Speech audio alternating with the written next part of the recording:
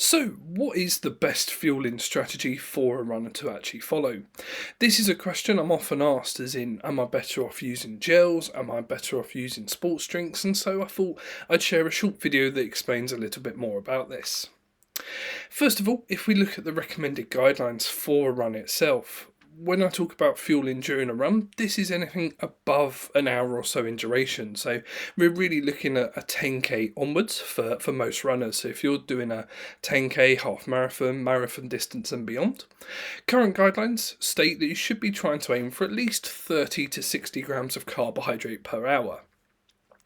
If we can get that intake closer to that 60 grams and above per hour, this has been shown to further enhance your running performance, and this could be the difference between getting that PB or having to stop off at the side of the track. In terms of what 30 grams of carbohydrate looks like, just to give you a rough guide, you can see some examples on the screen. So 30 grams of carbohydrate would be the equivalent to things like a bottle of Lucozade Sport. This would be the equivalent to a scoop of some of these powdered carbohydrates, so things like Science and Sport Beta Fuel, things like Tailwind would be a rough guide there. If you're using whole fruit or whole foods, for example, fruits such as a medium-sized banana would be roughly 30 grams of carbohydrate too. In terms of energy gels will vary quite significantly in terms of their carbohydrate content. So this is where, again, most energy gels have somewhere around 20 grams of carbohydrate. So this would be roughly 1 to 1.5 gels per hour. In terms of cereal bars, again, depending on the carbohydrate content, 1 to 2 cereal bars per hour would give you roughly 30 grams there. And of course, we could use things like a small handful of sweets, so things like jelly babies, jelly beans too. So, in terms of what is the best strategy to follow, what I've got now is a little bit more of an explanation as to some of the benefits, but equally some of the drawbacks of some of these different strategies. For the purpose of this video, I've categorised them into 3 areas. So we have whole foods, we have the sports drinks, the powdered fuel, and then we have the gels themselves. If we start off with looking at the whole foods in a bit more detail, first of all, in terms of their benefits, it's a much cheaper option compared to some of these sports products. When you start to work out the cost of some of these products and looking at how much you're going to need for the duration of your race as well as training itself, it can get very expensive. This using whole foods means you're using foods that you may be used to already. They may be part of your diet anyway. And again, you're just reusing the same foods that your stomach is used to, so hopefully it's going to help reduce that risk of upset stomach, gastrointestinal distress too. And it means that you can still hit those recommended carbohydrate guidelines as well. However, when we start to look at some of the drawbacks to using whole foods, it means you have to consume quite a significant amount of volume to potentially get enough carbohydrate in the body to hit those guidelines. And it's that case of balancing out that food volume versus the carbohydrate that you might get through using sports products. Maybe it becomes a little bit easier to use some of those instead. The second challenge or second drawback that you may face with using whole foods is actually how to store them during the run itself. So if you're going out for a long run, anything above an hour, 2 hours, and you're planning to use some of these products, if you're someone that runs with a running belt, if you've got a running backpack, things like that, obviously you can store them in there. But if you're someone that likes to run without products like that, that's absolutely fine. However, you're then limited in terms of where to store them. And as part of that, quite often you find that these products do end up getting crushed in your pockets, even your running belt as well. So in terms of things like fruit, last thing you want is to take out things like your banana, for example, and find it's been crushed while you've been running. So this is the first part to be aware of. The second option is some of these sports drinks and powdered fuels. Again, there are some benefits. Again, really quick, easy source of that carbohydrate that can be digested very quickly by the body. Gives us that fuel that we need to sustain that high intensity running performance to the end of our race. It can be a good option instead of gels. So if you are someone with a sensitive stomach, you find you're really struggling to tolerate and stomach gels themselves, using some of these sports products, sports drinks can be a potential viable option here. Potentially, it's not a huge amount of volume that you're then putting through the stomach that you would if you were consuming lots of different foods, even the gels to an extent too. However, there are some drawbacks to them. So potentially it is a large volume of fluid to have to consume in order to get enough carbohydrate. So as I say, with the Lucozade Sport, for example, you'd have to drink an entire 500 milliliter bottle to get 30 grams of carbohydrates. So if you're trying to hit that higher amounts, closer to 60 grams, you're looking at 2 bottles or essentially a litre of fluid per hour. This can be quite a lot of fluid to take on during the run itself. So again, it's always worth bearing in mind how you feel, how you respond, and this is where your training is such a golden opportunity to practice your fueling strategy.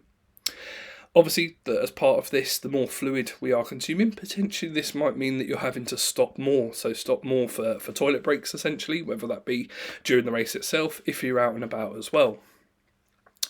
The other part to this is it's potentially extra weight to carry. So when you start to work out how much you'll need for the duration of your long run, your competition itself, if you've got things like some of these hydration vests, again, a litre bottle, for example, or a litre pouch, is the equivalent to about a kilo or so. So at least to begin with, at the start of your race or long run, this can be quite a significant amount of extra weight that you're then having to run with. The third consideration is then more during the race itself. Obviously, you then potentially require quite a lot of water to mix with particularly the powdered fuels. So you've then got to rely on having that water available to you. The other part to this is then depending on the race that you're in. Some races are really good. If you're doing things like the London Marathon, you'll have water pretty much every other mile, every sort of 2 to 3 miles, so you have got that water available. However, even within that, the bottles that you get provided, they're only very small, only about 250 millilitres or so. So then to work out the right ratios, it is very time consuming. And I've seen a lot of people during races that I've done where they're then stopped, they're stood at the side of the track trying to work out their ratios. And actually the time it takes for you to work this out, the time it takes for you to actually mix that powder into your water, again, you're losing quite a lot of time where you could maybe make that up through other fueling strategies. So I'm not against using powdered fuels. It's got to work for you, and this is where a lot of runners I see don't plan as effectively as they can, or as they should. Again, with some of these products, what you might find is they don't mix very well, so you end up with loads of it congealed at the bottom, or this big lump of powder, so you're then having to constantly shake your bottle.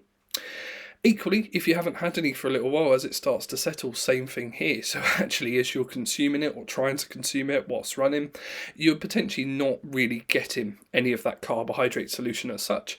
All you're doing is getting a lot of water, or you're just getting a lot more water, a lot more fluid, and you're not really getting any benefit that it's actually designed for in the first place. The third common strategy is, of course, the energy gels. In terms of energy gels, there are some benefits. Again, they are formulated, they're designed to provide that quick, easily digestible carbohydrate.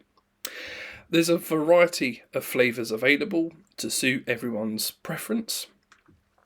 They're easier or much easier to store on your person as well, so even going for a run, you can stick 2 or 3 in your short pockets. You can stick it on a running belt. If you run with a running jacket, running vest, anything like this, again, much easier to store. Equally, there are some drawbacks and challenges to using them as well. One, the cost. To be fair, the cost for these, the cost for the sports drinks as well. When you start to work out how much they work out per serving, you're looking probably best part of over £1.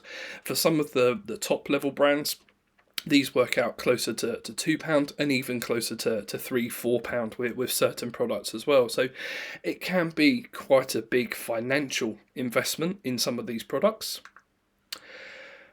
In terms of the nutrition content and quality, some of these products, they are very processed. So again, there may be some certain products that may increase your risk of GI distress, runner's gut. And this is why, again, whatever you decide to do in terms of your fueling strategy, it is really important to make sure you practice during your training so your gut has the time to adapt.